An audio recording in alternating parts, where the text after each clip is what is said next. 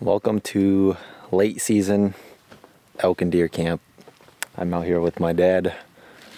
It's just me and him for the next week or so.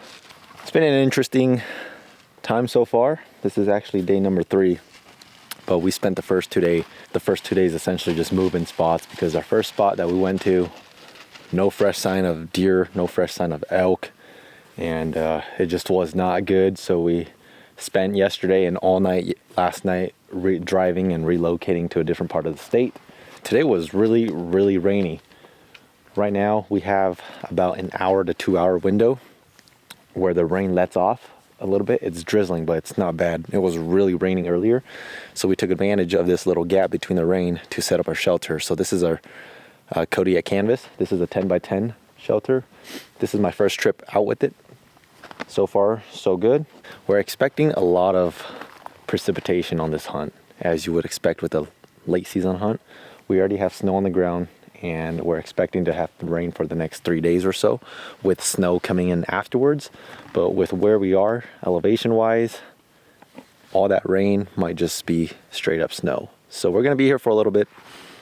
My dad's looking for an elk. I'm looking for a deer, although I have an elk tag too. But let me show you guys a little setup here. So this is a one doorway entrance, and then this is a window.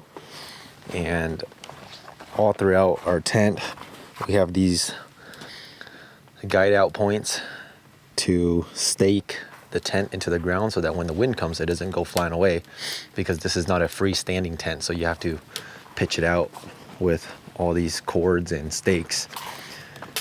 Coming in here, not everything is set up yet, but I should have really got the 12x12, honestly. I don't know why I thought 10x10, but if I was to redo this, I would get the 12x12. Obviously, the 10x10 is still enough room for 2 people. So that's my dad's cot, and that's my cot over there. And right next to the door, we have our 2 totes of food and kitchenware. And then in the offset corner, we have our Colorado wood stove. This was also sold on the Kodiak Canvas website. So far so good. I just wish that the pipe was better designed than just simply placing it on top of the wood stove. But so far it's been good. And then obviously the pipe goes up through that and then out to the outside. Over here I have the wood box that I put the stove in, but that's gonna eventually turn into a wood box so that we don't have to keep on opening the door to grab wood. That way we also have dry wood. Over here, that's my power. This is my Jackery 1000 plus power bank. On top of that, I have a buddy heater. Some of you might be like, what's the point of a buddy heater if you already have a wood stove? Well, when you sleep all night, I don't want to have to constantly be getting up to stoke the wood stove. So first thing in the morning, the stove is most likely going to be out. It's going to be cold. So I'm going to turn on the buddy heater, let that warm up the room, make you all comfortable to move around, and then you can stoke this. So it's just a little boost. Underneath my cot, I have my personal clothes. That's my toothbrush and self-care stuff. I have my extra boots over here. And then right here, it's still a jumble mess. My dad and I's backpack our backpacks are in the middle here. We're still situating the area right now. Got a lot of fire starters so that we don't have to constantly be starting from scratch. And then my dad also hooked up this little cord where there's a little light bulb, so we have light in here. And then over here, that's a window, and all these windows are meshed up. That's a window, this is a window, and that's a window, and that's a window. So you can peek outside without having to worry about bugs getting in, even though it's late season. So that's our little crib. It should be a good time. Hopefully I can put my dad on an elk. We've never hunted here before, and hopefully I can find myself a whitetail or mule deer buck.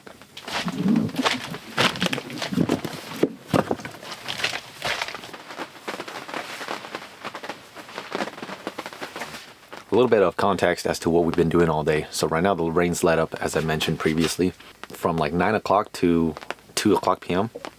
That 5-hour window when it was pouring rain. Since we didn't know the area, we just took a drive. So we drove as many roads as we could, found where all the gates are, all the gated roads where nobody can drive, where you have to hike in. That way we know of spots that we can hit, that we can hike in and not have to worry about a truck just rolling up from behind us. There's a lot of road hunters as far as I have seen. It's kind of a given, granted that it's raining and I'm sure nobody wants to be out in the rain. But with that said, I do like the fact that we have multiple gated roads where we can park at the gate and hike in. So we have a couple of prospects as to where we're going to start hunting. That's all we've been doing. And in fact, we've already seen 2 whitetail bucks today and a whitetail doe.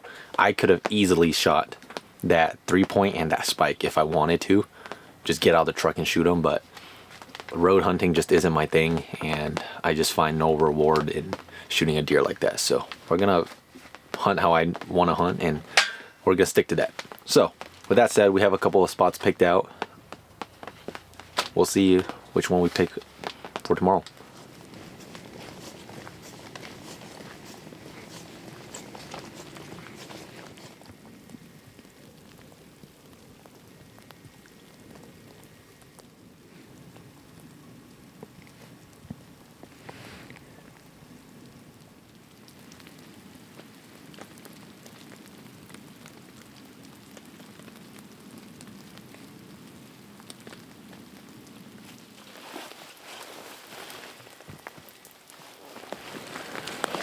We hiked underneath some clearing, and then we crossed over to the other hillside so that we can glass backwards.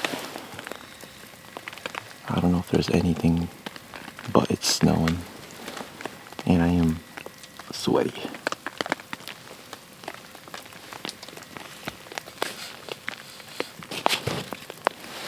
I'm gonna post up here, see if anything moves.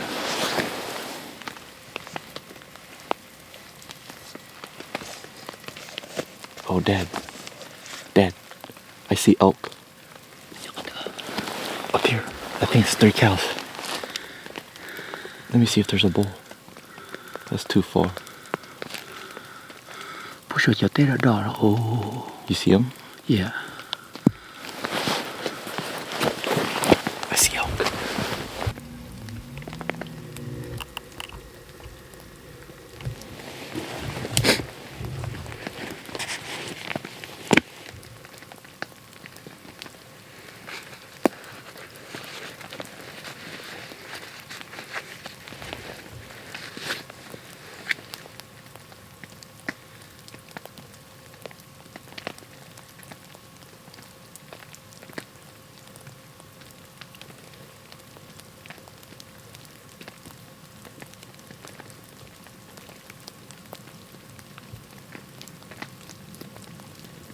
Lấy những bự sổ.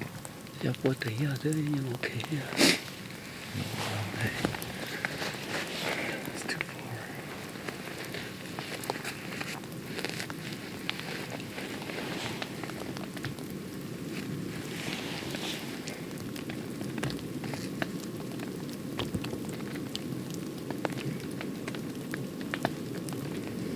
I guess the game plan's working. There's 3 cow elk that I can see bedded on this wide open face. It's like a rocky face with some brush. It's whiting out up there. There's 3 elk. I've got a feeling there might be more. We're only allowed to shoot branch bulls, so these cows are safe. But we're not going to be picky, so if there's even like a little 3-point with them, that's fair game. I just sat down, threw my binos up there, and right off the bat, elk.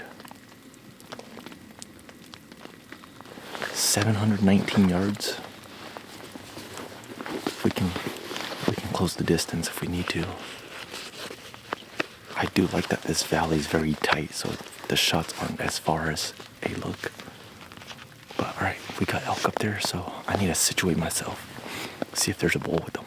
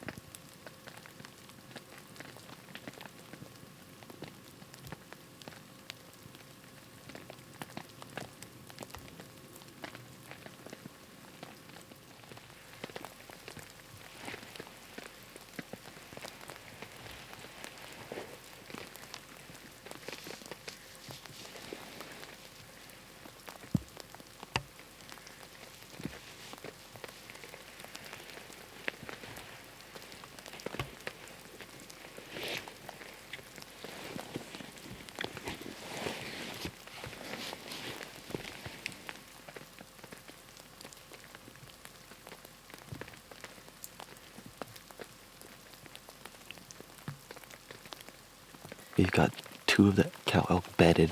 The 3rd one fed off into the brush in that gully. I started scanning back across the hillside. I just spotted a mule deer doe. We've got mule deer. We need a buck. Pretty much on this hunt, we're looking for anything with antlers. Aside from a spike elk, it has to be a brow tine bull for us to shoot.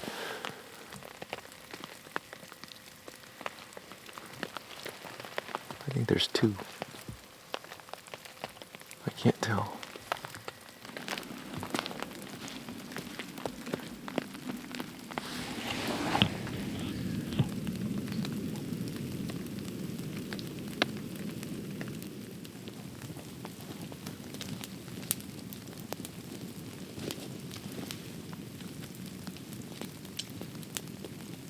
I hope that this visibility stays, because we can see everything right now, and with the conditions right now, the contrast, the color contrast of everything is so good.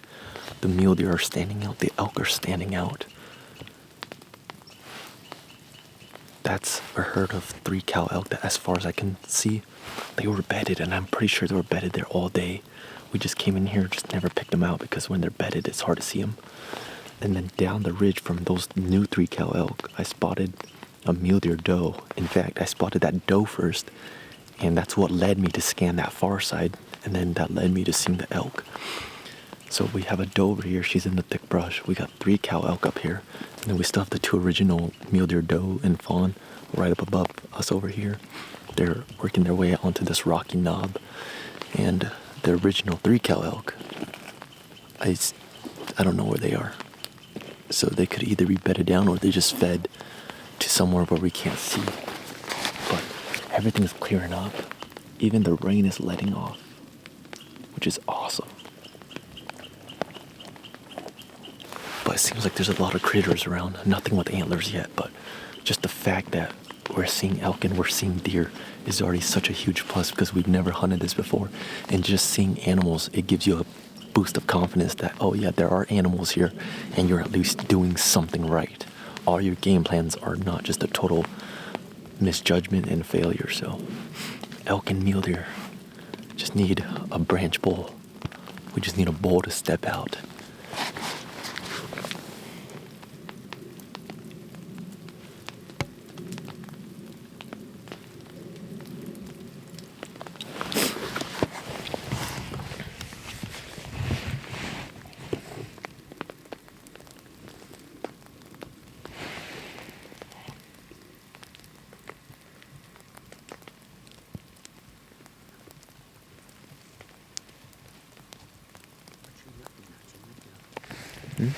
Anh em mà lự cái nhau cái số lúc trả dây.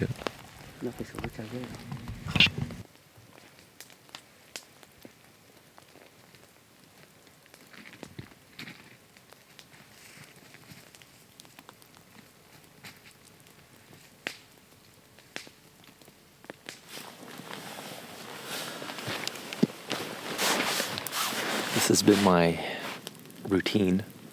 Every time the fog comes in and I can glass, I go and warm up / dry out by the fire. And as soon as the fog passes and I can see again, I come back here and I start glassing around. That's what I've been doing all day.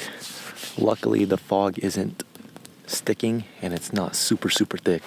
You can somewhat see through the fog, and there's intervals of probably about 5 minutes.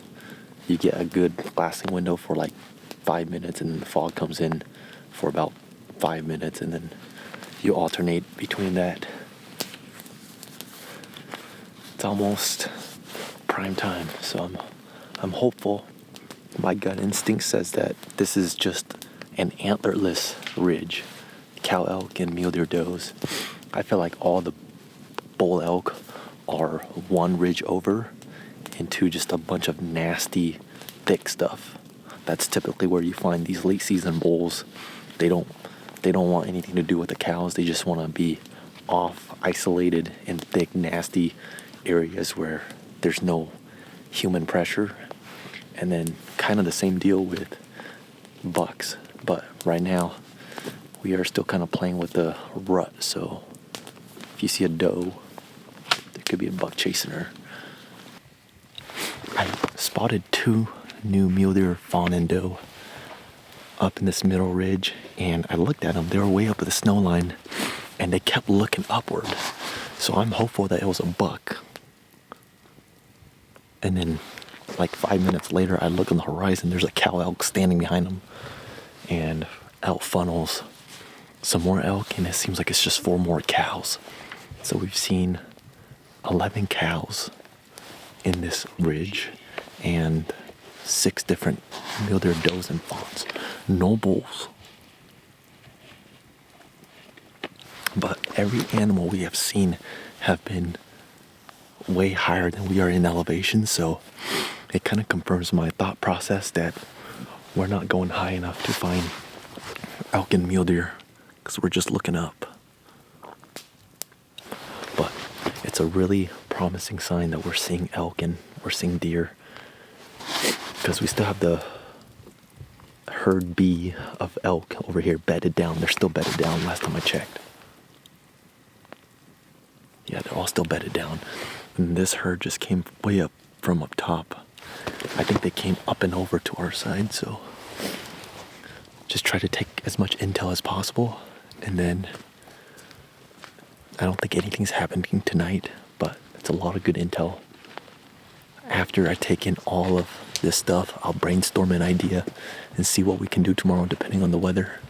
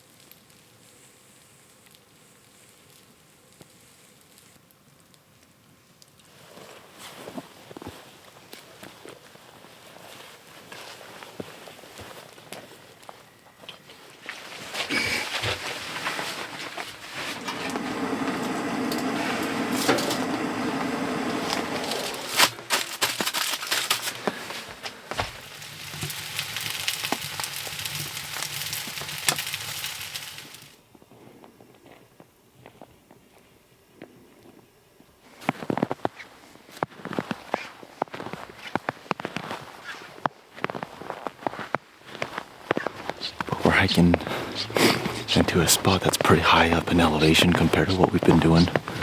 We're in snow, and there's some fresh deer tracks. Can't tell if they're mule deer or whitetail. I would think that they're mule deer because we're really high up, but the tracks aren't that big, so anyway, we've got deer tracks, and we're just gonna hike this road, and it should take us into some relatively deep basins. I don't know how well visibility is gonna be, but don't know until you try. Just taking the road and just still hunting while looking at that stuff.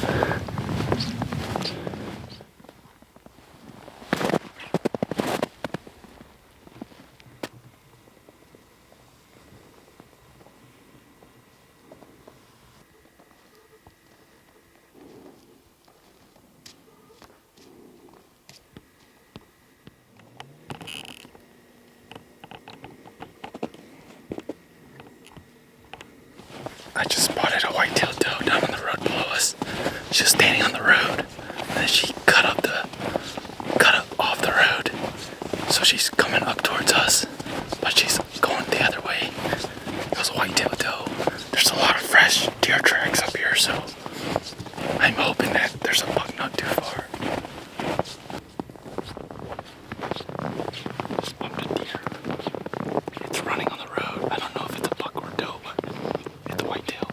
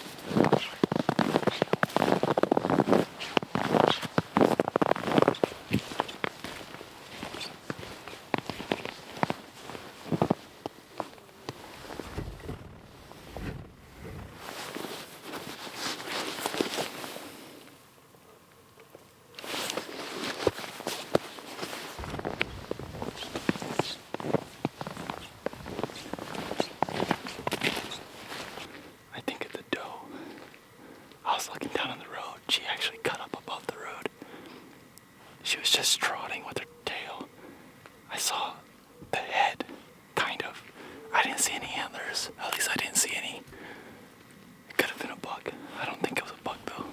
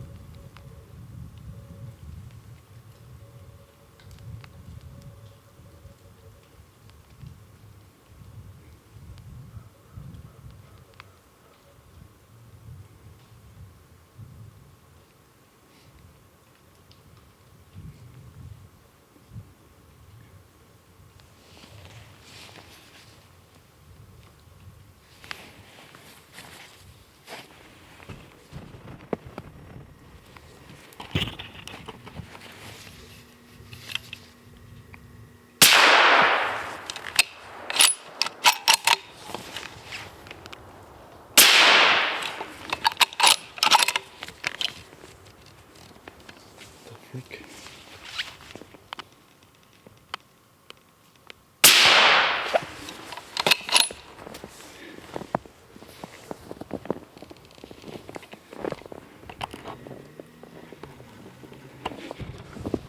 Dude, I have no idea what's going on.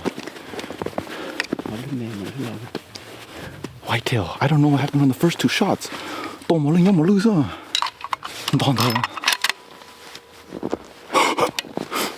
my goodness.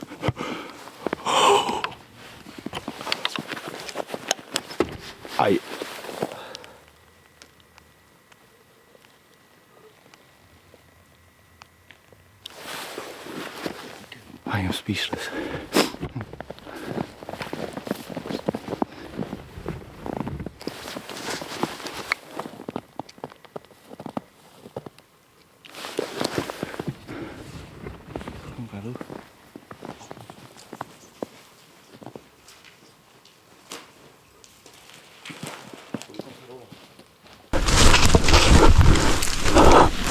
Bro,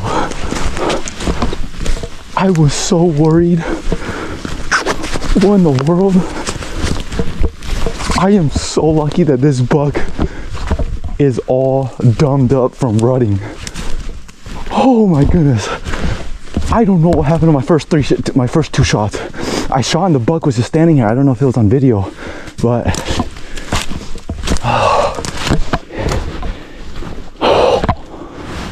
are you kidding me?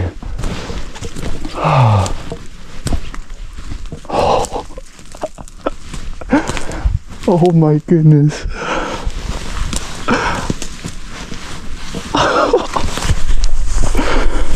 Oh, thank you, Lord.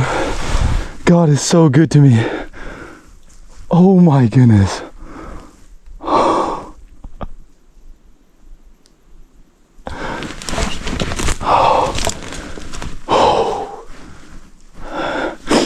My dad's coming up there. I need to calm down for a second.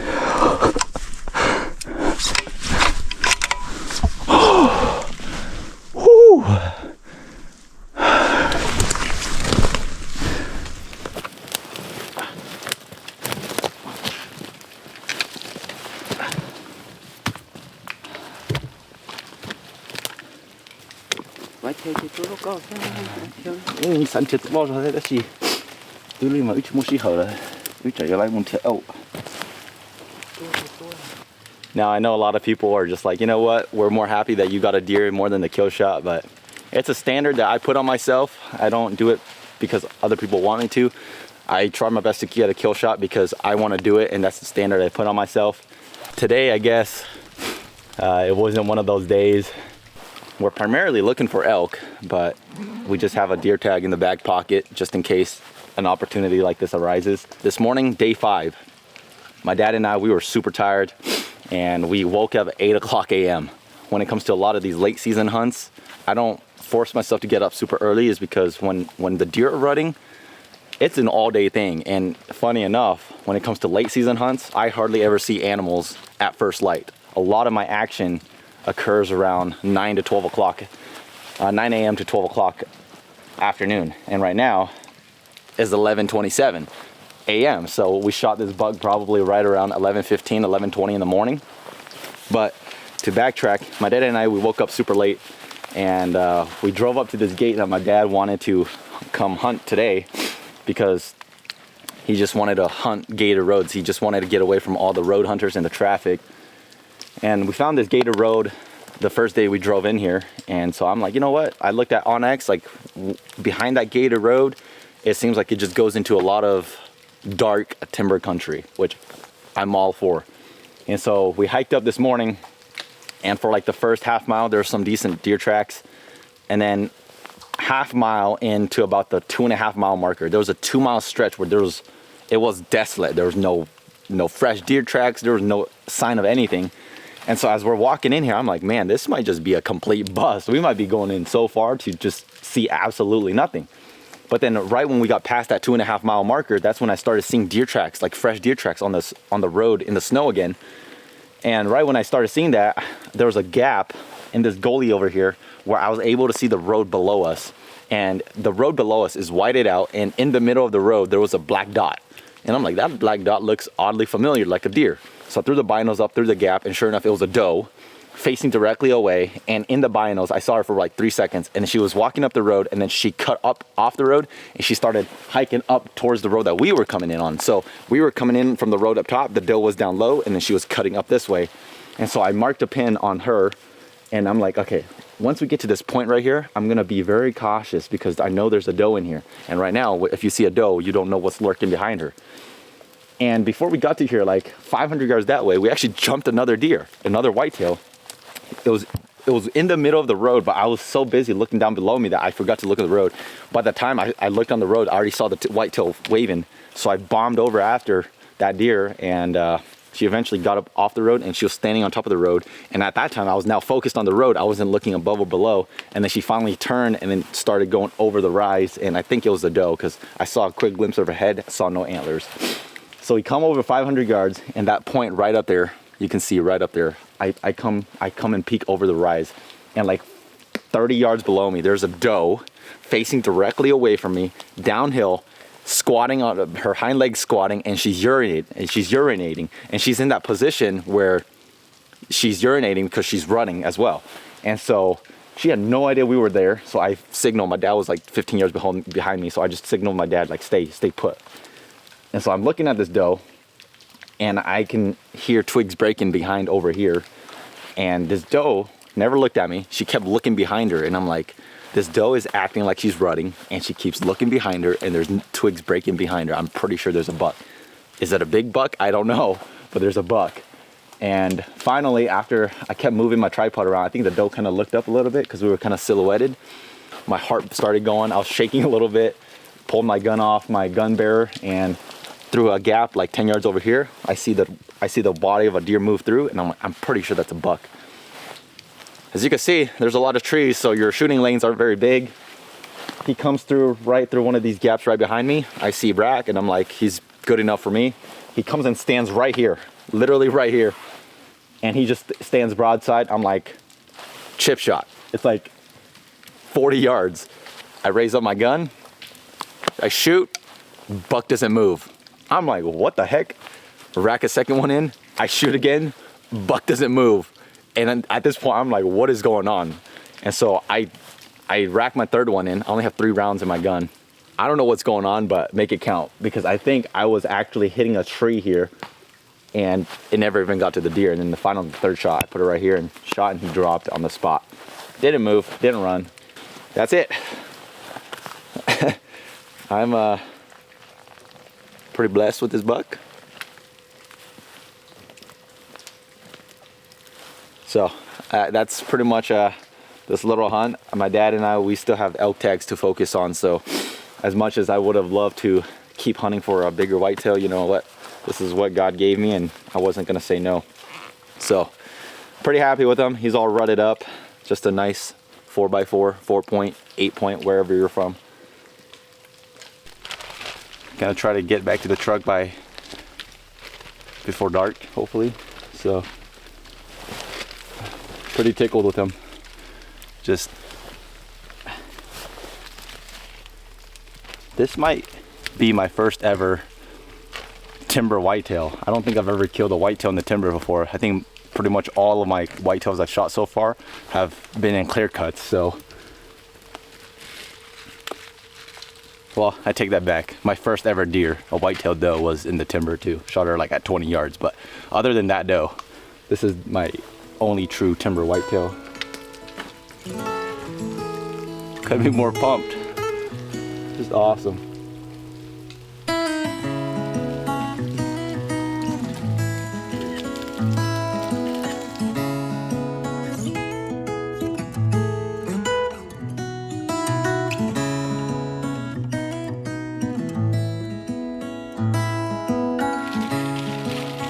It's 1:25 p.m. We just got done breaking down my deer, and midway through breaking down my deer, I went to go and lift one of my one of the hindquarters to put in the game bag, and like 20 yards just right below me, I heard a deer blow.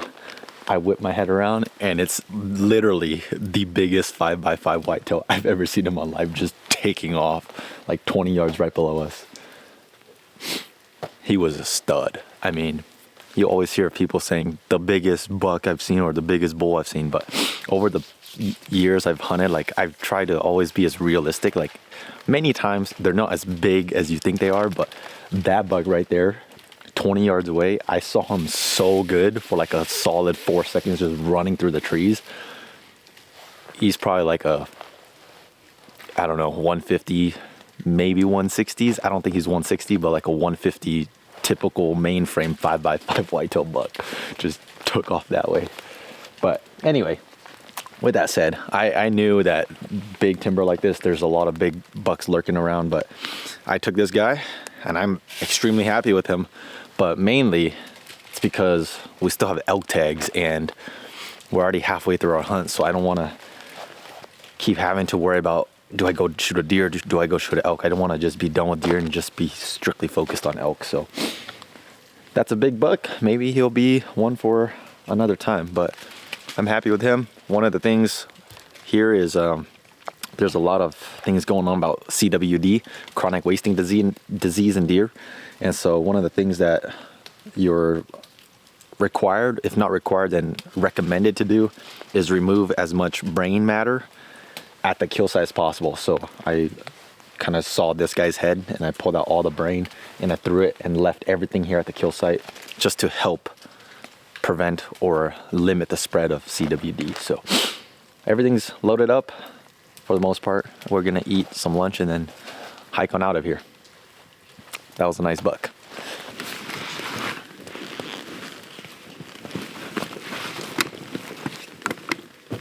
Too much.